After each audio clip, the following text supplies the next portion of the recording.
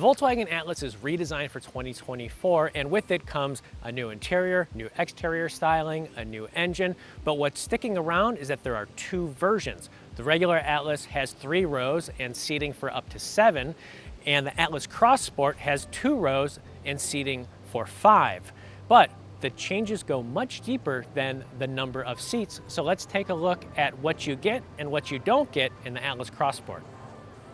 The biggest difference on the outside is going to be the roofline, because overall the height is shorter than the regular Atlas, about 2.5 inches, and then after here it just dips really aggressively all the way to the back, and then in the back you have unique styling, and also the rear bumper treatment, lower bumper treatment, is unique to the Atlas Cross Sport. And when you're looking at it from this rear 3/4 view, you do see a lot of Audi Q8, and I think that is attributed to its sleek roofline, this really trick lighting. I mean, it's super distinctive, and the rear VW badge lights up. It's something that's really notable here. But as far as other qualities of an Audi Q8, really that kind of squint and see it styling is about all you get in the Cross Sport. The Cross Sport receives the same upgrades as the regular Atlas, so that means an updated interior that's really nicely done. It's mostly at eye level here, because that's really what's most important, but there are new materials, new styling, new lighting. It's a much richer experience than the previous Atlas. And there's also a redesigned center console that has storage underneath, which is just great in everyday use. Still struggling to call the new multimedia screen and controls an upgrade. Actually, no, we're not struggling at all. The way that you interact with this system is not an upgrade versus the previous system, although the screen itself, the graphics, the resolution is much nicer and feels more appropriate, especially in this trim level that's over $50,000. But the biggest difference between the regular Atlas and the Atlas Cross Sport is in the back seat, where this is your only seat. So it's 2-row.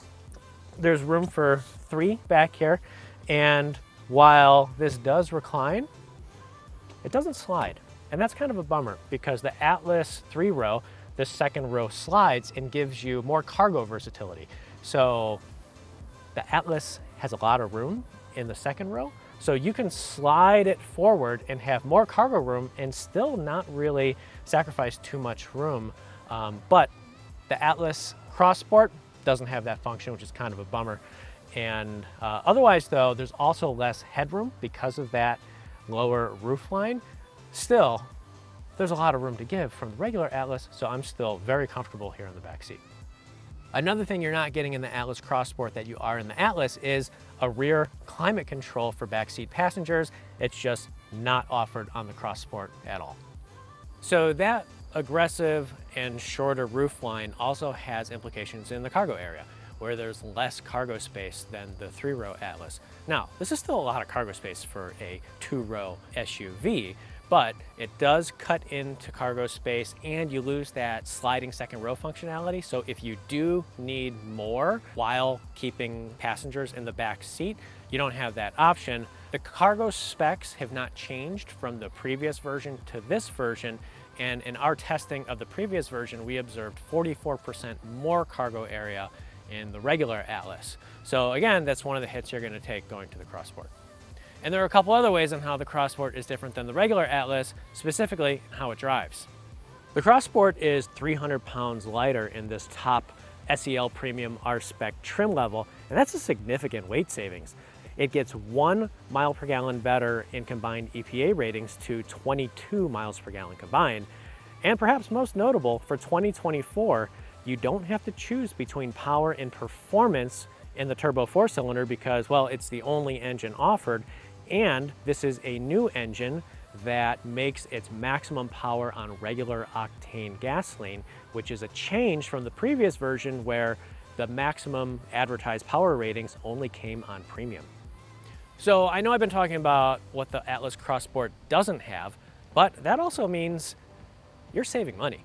It's $1,000 less expensive trim level to trim level than the regular Atlas, and even though it has less headroom, less seating capability, less cargo room, it's still a really roomy SUV for the price, and we like most of the improvements that happened to the Atlas for 2024, except that multimedia and control system, which you're gonna have to check out and use. Take it for a nice long test drive, see if it's something you can live with. Otherwise though, if you really like the way the Cross Sport looks and you don't need a third row, there's still a lot to like in the Atlas Cross Sport.